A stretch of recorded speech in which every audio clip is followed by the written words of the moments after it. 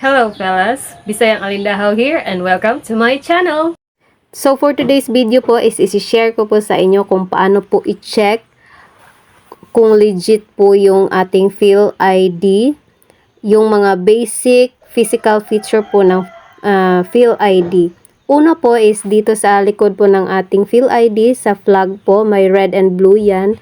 Sa blue po is may naka-indicate po dyan na Philippine Statistics Authority. And dito naman po sa red color ng ating flag is may nakalagay po dyan Republika ng Pilipinas. Doon sa case ng speaker namin is naka-encounter siya ng fake ID, and then dito po sa kulay, sa ano dito is fake po yung print, hindi po manipis. Sa legit po is manipis po yung print ng mga letters dyan. And then dito naman po sa tinuturo po ng finger na yan is may nakasulat po dyan na PhilID. Mas mabuti po kung i-picture nyo lang po siya.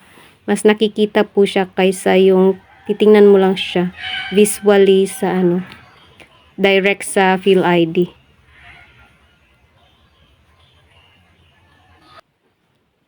Ayan, ganyan po yung nakita ko na nakasulat dyan. Sinulat ko na lang para may base kayo kung makikita nyo.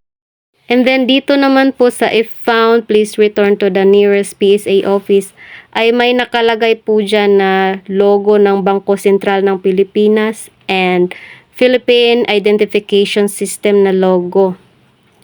Pero visible lang po yan, makikita po yan kung may UV light. Just like yung mga scanners sa cashier sa mall, kapag itatapat mo yan doon, makikita mo yung ganyan. Logo sa Bangko Sentral ng Pilipinas o logo sa Philippine Identification System. Ayan po, yan yung logo ng Bangko Sentral ng Pilipinas at saka Philippine Identification System. And then, dito naman po sa harap po ng ating PhilID, yan po naka-point is, ang tawag po dyan is phantom image po yan. Kapag flinip mo yan bahagya is, kikintab po yan or kikinang medyo. And please take note fellas that hindi lang po yun yung feature ng PhilID para masabi na legit po or authentic po ang ating PhilID. May ibang mga feature pa po yan na hindi po natin nakikita visually. So, yun. And then, beware po na mag-transact kayo online ng PhilID kasi hindi po yan reliable or authentic po. Yung PhilID po is hindi po siya nabibili and it is 100% free lang po. Pumunta lang po kayo sa inyong mga registration center sa PSA po. And libre po yan. And beware po sa mag-transact online kasi baka po kayo ma-penalize sa pag-transact sa mga online na PhilID, which is hindi po yun advisable and hindi rin po yun talaga tama. Doon sa case po ng aming speaker is naka-encounter po siya ng fake na PhilID po, and then yung client is trinansact niya yung PhilID niya through online.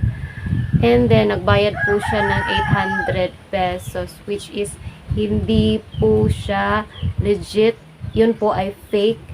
And then, under investigation po yun ngayon. And then, yung client, kumuha po ng fake na PhilID is under investigation po siya ngayon.